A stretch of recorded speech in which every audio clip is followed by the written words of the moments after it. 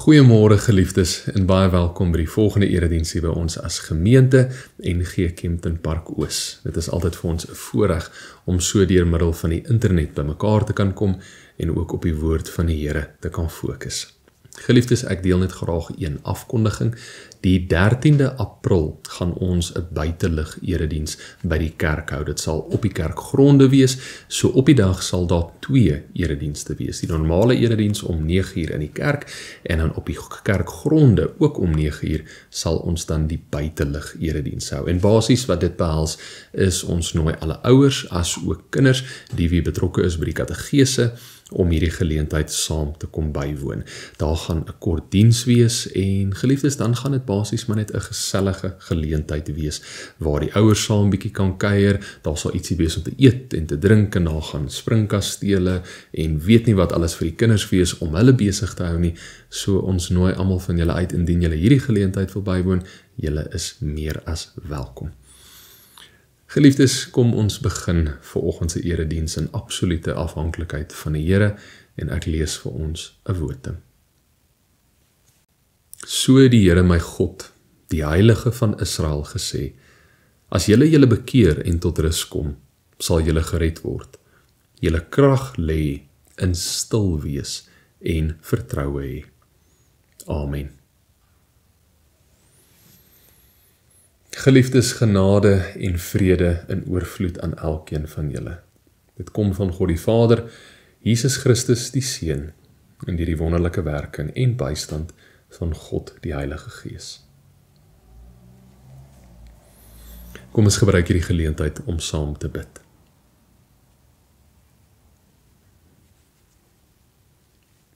Here, dankie dat ons saam kan inskakel, daar waar ook al ons onsself in reg verspreid oor die land, maar so ook oor die wêreld. Here, waar ons net hier samekoms kan beleef en weet, maar U is ook hier teenwoordig. Here, dankie vir die wete dat geen nie om waar ons is, geen nie om hoe ver ons hardloop nie. Here, U sal altyd by ons staan. U sal ons versterk, ons ondersteun, ons lei. En daarom prys ons U heilige naam. Here, dankie vir die liefde wat U vir ons elke dag kom wys. Here, is soveel wat ons nie eens kan raak sien nie. En help asseblief dat die dankbaarheid wat hier binne ons opborrel, dat ons dit sal gebruik. Here, dat ons hierdie wêreld sal inbeweeg en ook net kan getuig van die opoffering van U liefde, van U genade. Here, dankie dat ons uit U woord uit, van U beloftes en U wonders kan leer. Dat ons daardeur ook geïnspireer kan word en weet, maar ons is deel van iets soveel groter, dat ons geroep is tot 'n familie in U naam, en dat ons ook so dit sal dra met trots.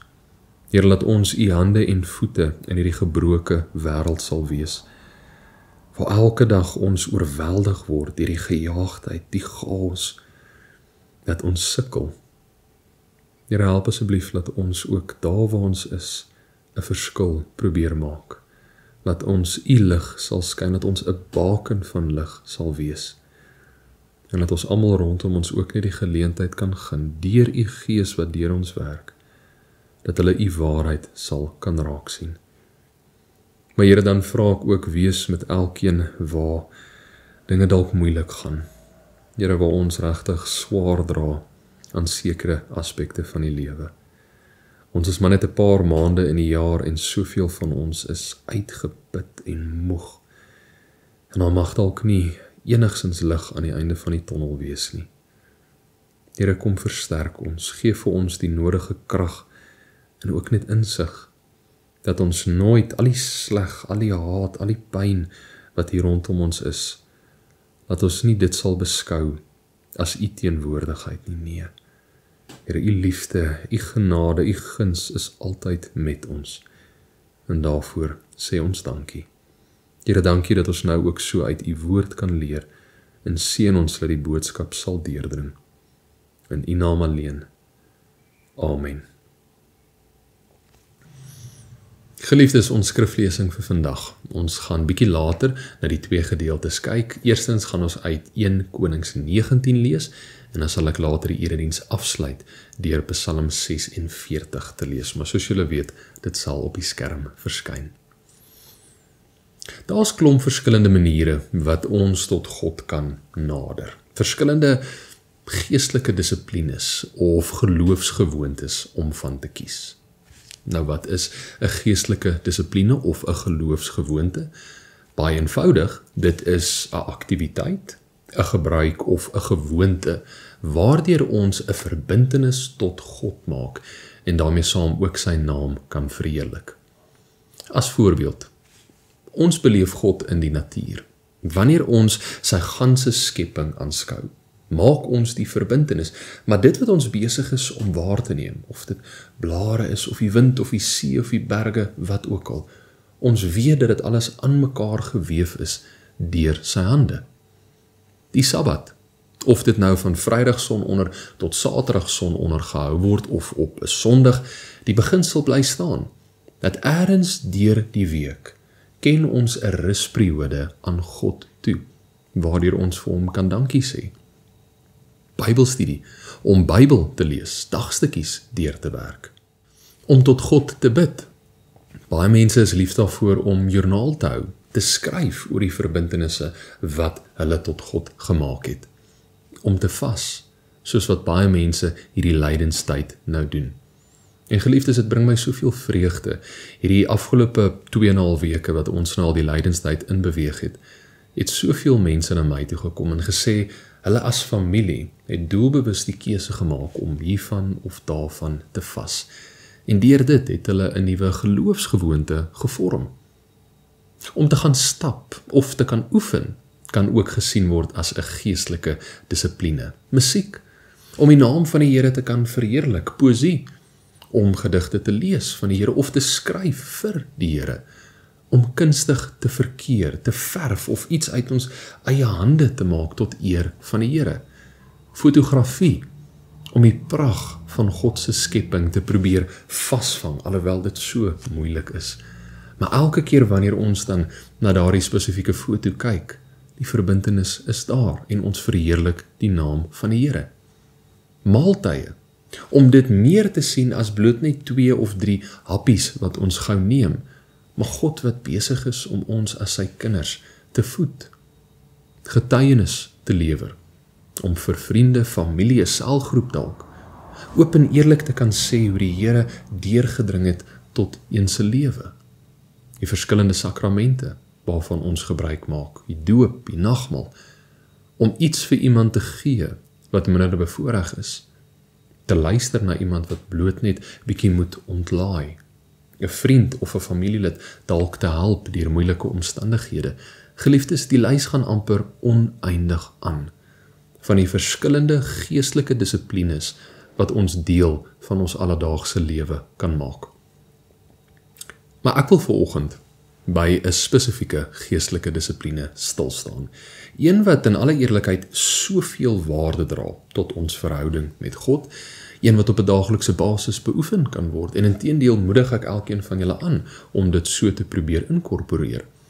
'n Geloofsgebruik wat ons oë werklik kan kom oopmaak vir God se teenwoordigheid, as ook hoe afhanklik ons van hom is. Maar aan die ander kant is dit ook so 'n geestelike gewoonte wat baie ongemak na vore kan laat kom en tot vrees in ons injaag. Ek praat van stilte, om werklik voor die Here stil te kan word. En met stilte bedoel ek, ons neem 'n oomblik, of dit nou 'n paar sekondes of 'n paar minute is, en ons verwyder onsself doelbewus van alles wat rondom ons ingaan. Die geraas, die gejaagdheid, alle afleidings, en ons fokus net op die Here. Dit kan gedoen word deur gebed. Ons sit vir 'n oomblik, ons word stil en dan praat ons net met hom. En dis meerderheid van die kere hoe hierdie stilte gebruik word. Maar ons kan ook aan die ander kant dit doen, deur ons gedagtes totaal en al skoon te maak en in absolute stilte net by die voete van die Here te gaan sit. Maar geliefdes, hierdie is nie so maklik soos wat dit dalk mag voorkom nie. Baie mense het 'n absolute vrees vir stilte en sal alles in hulle vermoë doen om nie daaraan blootgestel te word nie. 'n Baie eenvoudige voorbeeld. Baie van ons sukkel om in die aande aan die slaap te raak as daar nie geraas in die agtergrond is nie. So wat doen ons? Ons sal dalk 'n waaier aansit. Dit hoef nie op ons te waai nie. Net bloot daardie konstante geraas help ons om ons gedagtes in 'n manier te kontroleer. Baie keer sal die televisie aangelos word of musiek sal aangesit word. Wit geraas is wat ons dit noem, of dan white noise. So die vraag wat dan na vore kom, hoekom? Hoekom is ons so bang vir stilte? Wel, in alle eerlikheid, daar is 'n hele klompie redes. Ek wil graag net 'n paar deel. Eerstens, ons leef in 'n gejaagde wêreld. Alles beweeg so vinnig, vorder so vinnig, groei so vinnig, en die verwagting is, ons moet op een of ander manier dieselfde pas handhaaf. Want indien ons dit nie gaan doen nie, gaan ons ergens verlore raak of nie meer relevant wees nie. Daarby saam, die hoeveelheid verantwoordelikhede van vandag raak net al hoe meer en meer. Ek dink almal van ons sal hiervan kan getuig dat deesdae sukkel ons om bloot 5 minute vir onsself te vat. Want ons spring van die een verantwoordelikheid na die volgende, baie keer tot en met ons kop die kussing tref. En dan in daai klein oomblik van stilte begin ons bekommer oor môre se verantwoordelikhede. Die lewe vandag is net een groot gejaag en ons sukkel om by te bly. Tweedens, ons word oorgestimuleer in die wêreld van vandag. Wat beteken dit om oorgestimuleerd te wees? Baie eenvoudig gestel, ons sintuie neem alles wat rondom ons aangaan in. Dit wat ons sien, wat ons hoor, wat ons voel, ensovoorts, ensovoorts. En ons brein moet daardie inligting prosesseer. Maar dit vat tyd. In 'n besige wêreld soos vandag, werk ons brein oortyd om hierdie inligting te prosesseer. Van die geraas rondom ons, die selfone, rekenaars, televisie, al die mense rondom ons, die verkeer op die paaie, daar's duisende voorbeelde om aan te dink. En ek wil eintlik so ver gaan as om te sê, ons het nie genoeg tyd in 'n dag om alles waaraan ons blootgestel word te prosesseer nie. So wanneer ons dan 'n oomblik ergens in die dag kan stil word, dan kom al daai gevoelens, al daai inligting wat geprosesseer word en dit spoel soos 'n brander bo-oor ons. En dit lei na angs, stres, frustrasie tot moedeloosheid. So daarom hou ons onsself eerder besig met allerlei dinge, sodat ons nie daarmee gekonfronteer hoef te word nie. Derdens, om stil te word beteken, ons kyk ons eie probleme in die oë. Bedoelende, wanneer ons 'n geleentheid het om werklik stil te word, kom al die moeilike en uitdagende gedagtes na vore wat so swaar op ons harte druk, want ewe skielik het ons nie ietsie om dit mee uit te doof of dit te probeer onderdruk nie. Ons raak eerlik met onsself oor die foute wat ons dalk gemaak het, ons eie tekortkominge. Ons raak eerlik oor die bekommernisse wat op ons deurstoep vir ons wag. Ons reflekteer oor alles wat in ons lewens aangaan, en dan tref dit ons. Maar ek is eintlik broos. Ek is eintlik breekbaar. Ek maak baie foute, meer as wat ek ooit gedink het ek doen. Ek is nie perfek nie. Geliefdes, wat is makliker? Om ons ongemaklike denke, wat gewortel is in bekommernis en angs, aan te durf, of om eerder onsself met iets anders besig te hou en van daardie realiteit te ontsnap? Daar is nog baie ander redes waarom ons stilte vrees. Maar die punt wat ek probeer oordra is, in die wêreld van vandag word daar 'n sekere klimaat geskep, dat indien ons nie bybly by al die chaos, al die gejaagdheid, indien ons enigstens tekens van swakheid of broosheid wys, gaan ons wegval en nie meer relevant wees nie. Sal mense nie meer na ons kyk en sê dat ons suksesvol is nie. So as stilte hierdie geloofsgebruik dan so vreesaanjaend is, waarom moet ons dit deel maak van ons lewens vandag?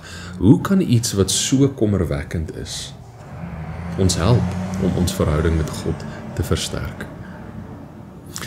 Die antwoord gaan, soos hulle in Engels sê, baie counterproductive voorkom. Soos julle weet, ons is in die lydenstyd nou, wat as 'n voorbereidingsperiode vir Paasfees dien. Maar in hierdie periode is daar 3 hoofelemente waarop daar gefokus word. Eerstens, ons erken onsself as broos.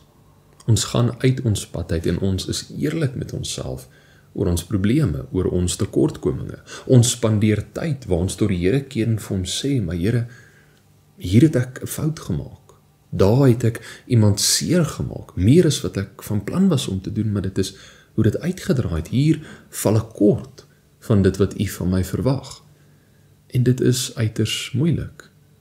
Dit is moeilik as ons onsself in die oë moet kyk en sê, maar hier het ek 'n fout aangegaan. Hier het ek werklik iemand se hart gebreek. Maar saam met dit, in die wêreld van vandag word daar soveel klem geplaas op ons eie vermoëns. Wat is die titel wat ek het in die samelewing van vandag? Hoe suksesvol is ek? Dit gaan oor die bevordering en die opheffing van die individu. En hoe meer ek toe in staat is, hoe meer sukses sal aan my gekoppel word, want dit is mos wat belangrik is in die wêreld van vandag, hoe suksesvol ek is. Maar in die lydenstyd doen ons presies die teenoorgestelde. Ons breek die ek af. Ons gaan teen dit wat die wêreld doen. In plaas van ons wat hierdie masker probeer ophou van ek is tot alles in staat en ek kan alles doen, erken ons onsself as deel van die probleem. Dis die eerste element waarop ons fokus. Tweedens, ons het nou vasgestel, maar ons is deel van die probleem. 'n Probleem moet dan tog opgelos word. So, wat moet ons nou doen? Ons is nie in staat om dit te doen nie, maar ons het erken hierdie is 'n werklike probleem. Nou fokus ons op Jesus Christus en dit wat hy vir ons kom doen het. Of in ander woorde, in ons gebrokenheid het daar 'n oplossing na vore gekom. Jesus Christus het al ons sondes op homself geneem en hy het dit afbetaal aan die kruis. Hy het pyn verduur, hy het gelei vir niemand anders as vir ons nie. Derdens, nou dat ons erken, maar die Here het alles vir ons kom doen. Ek het geen bydrae gehad in my verlossing nie. Kan ons nie anders as om ons afhanklikheid van hom te erken nie. As ons na die groter prent gaan kyk, hoe die mens keer op keer alreeds op God gedraai het, toe Christus op aarde was en sy eie mense hom verwerp het, beskuldig het van godslastering, en hy het steeds deurgegaan om vir ons aan die kruis te sterf, kan ons nie anders as om op ons knieë voor hom neer te val en te sê, maar Here, sonder U is ek niks. En dit is oor hierdie 3 elemente, wat die lydenstyd die perfekte geleentheid is, vir elkeen van ons om 'n nuwe geloofsgewoonte aan te leer en deel te maak van ons alledaagse lewens, om stil te word voor hom, te ontsnap van die gejaagdheid daar buite. So om terug te kom by die vraag, waarom is stilte dan so belangrik vir ons verhouding met die Here? Wel, geliefdes, ek wil dit antwoord deur 'n vraag te vra. Wie of wat is die grootste vyand as dit kom by ons verhouding met God? Wie of wat verhoed ons om 'n dieper, sterker, Bybels gefundeerde verhouding met die Here te hê? Baie mense sal sê, maar die grootste vyand vandag is die wêreld, die gejaagdheid, die samelewing, hoe die mense bloot net lewe. Party mense sal sê, maar dit is geld, mammon, en mense wat enigiets sal doen om meer daarvan te kry. Baie keer ten koste van ander.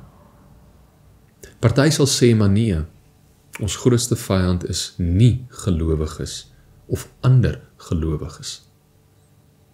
Ander sal weer sê, maar dit is die duiwel. Die duiwel trek ons weg van die Here af. Hy verlei ons, hy probeer tussen ons en die Here inbeweeg.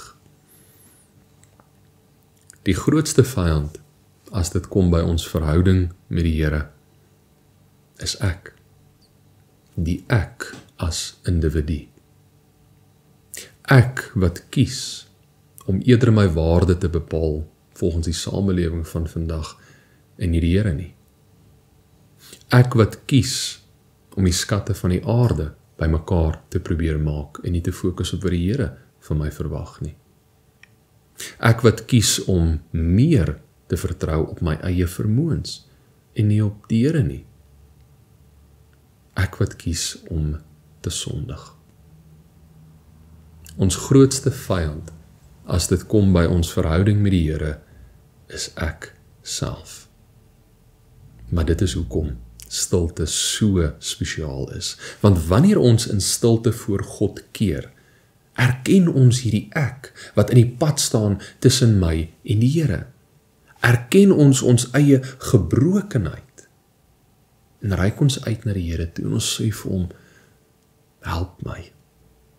Help my om die nodige veranderinge te maak. Here, ek erken my afhanklikheid van U. Die verhaal van die profeet Elia vertel vir ons iets van die wonder van stilte en hoe hy God daarin gevind het. Baie kortliks opgesom, die van julle wat dalk meer hiervan wil lees, gaan lees gerus 1 Konings 18 en 19. Elia het klomp profete van Baal, die aanhangers van Baal, het hy doodgemaak. En toe het Isabel, die vrou van die koning Ahab en 'n voorstander van hierdie geloofsbeweging onder Baal, het toe 'n boodskap na hom toe gestuur. Sy het 'n boodskapper gevat en 'n boodskap aan die profeet Elia oorgedra. Hierdie boodskap lees soos volg: 1 Konings 19 vers 2. Mag die gode my om die lewe bring, as ek nie môre teen hierdie tyd met jou gemaak het soos jy met die profete het nie. Sy was kwaad en sy wou Elia doodmaak. En Elia het gevlug vir sy lewe. Hy het die woestyn ingevaar en daar onder 'n besembos het hy gaan lê. En hy het gewens dat hy sy dood gaan en hy het dit so oorgedra aan die Here. Ek lees 1 Konings 19 vers 4b. Nou is dit genoeg, Here, neem my lewe, want ek is niks beter as my voorvaders nie. Elia het tot die Here gekeer in die diep gat waarin hy gevind was. Hy kon nie meer nie, hy wou opgee. Sonder enige masker, sonder enige voorkeur, het hy so na die Here toe uitgereik. En hy het homself erken as die brose, sondige mens wat hy was. Hy het toe aan die slaap geraak, en 2 keer het 'n engel hom wakker gemaak, wat kos by sy kop kom sit het, en die engel het hom aangemoedig om te eet, sodat hy sy kragte weer bymekaar kon kry. Hy het toe vir 40 dae en vir 40 nagte het hy so rondgebeweeg, tot hy by die berg van die Here uitgekom het, Horeb. En daar het hy in 'n groot grot ingegaan. En dit is hier waar die Here aan hom verskyn het. Ek lees 1 Konings 19 vers 11 tot 13. Maar die Here sê vir hom, kom uit en gaan staan op die berg voor my, die Here, ek wil verbygaan. Skielik was daar 'n baie sterk wind wat die berg stikkend geruk en die rotse gebreek het voor die Here. Maar in die wind was die Here nie. Na die wind was daar 'n aardbewing, maar in die aardbewing was die Here nie. Na die aardbewing was daar 'n vuur, maar in die vuur was die Here nie. En na die vuur was daar 'n fluistering in die windstilte. Toe Elia dit hoor, het hy sy gesig met sy mantel toegemaak en by die bek van die grot gaan staan. Toe hoor hy 'n stem wat vir hom sê, wat maak jy hier, Elia? Elia het vir God gehoor, nie in die wind nie, nie in die aardbewing, nie in die vuur, nie in die chaos en die tekens van magte en kragte nie, maar in die wind stilte.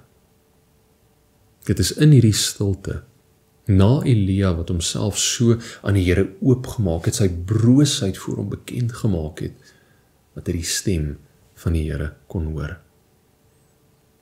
Iets wonderbaarliks gebeur, waarin ons God nader en aan hom oorgee, en in daardie oomblik, al is dit 'n halwe minuut, 'n minuut of meer, iets wonderbaarliks gebeur net. Daarom, geliefdes, moedig ek elke liewe een van julle aan, soos ons deur hierdie lydenstydperk beweeg, maak 'n punt daarvan om voor die Here stil te word, 'n nuwe geloofsgewoonte aan te leer en as familie dalk in te korporeer. Sny jouself af van alles wat rondom julle aangaan. Maak julle gedagtes skoon en nader net tot hom. Dit kan wees deur gebed of om in absolute stilte voor hom te verkeer.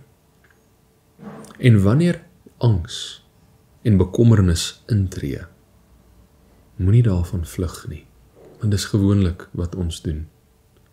Verwelkom dit. Moenie terugkeer na die gejaagdheid van hierdie wêreld nie. Sit vir 'n oomblik in ons gebrokenheid by die voete van die Here en vra hom om julle te lei die pad vorentoe. Hy was nog altyd gewillig om te help. Geliefdes, ek sluit af deur Psalm 46 te lees en daarna gaan ek oorlaat in 'n oomblik van stilte. Vir die koorleier, 'n psalm van die Koragiete, op die wysie van jong vroue, 'n lied. God is ons toevlug en ons krag. In nood is hy gereed om te help. Daarom sal ons nie bang wees nie, al bewe die aarde, al verskuif die berge diep in die see, al bruis en skuim die waters, al skud die berge as die water styg. Die strome van die rivier bring vreugde in die Godstad, in die heilige woning van die Allerhoogste. God self woon daar. Dit sal nie beweeg nie. As die dag breek, sal God kom help. Die nasies rumoer en koninkryke wankel. God praat en die aarde versmelt. Die Here die Almagtige is by ons. Ons skuilplek is die God van Jakob. Kom, aanskou die werke van die Here, wat verwoesting bring op die aarde en oorloë beëindig oor die hele aarde. Hy verbreek die boog en vernietig die spies. Die skilde verbrand hy met vuur. Wees stil en weet, ek is God. Ek sal vereer word deur die nasies, verhewe wees oor die hele aarde. Die Here, die Almagtige, is by ons. Ons skuilplek is die God van Jakob.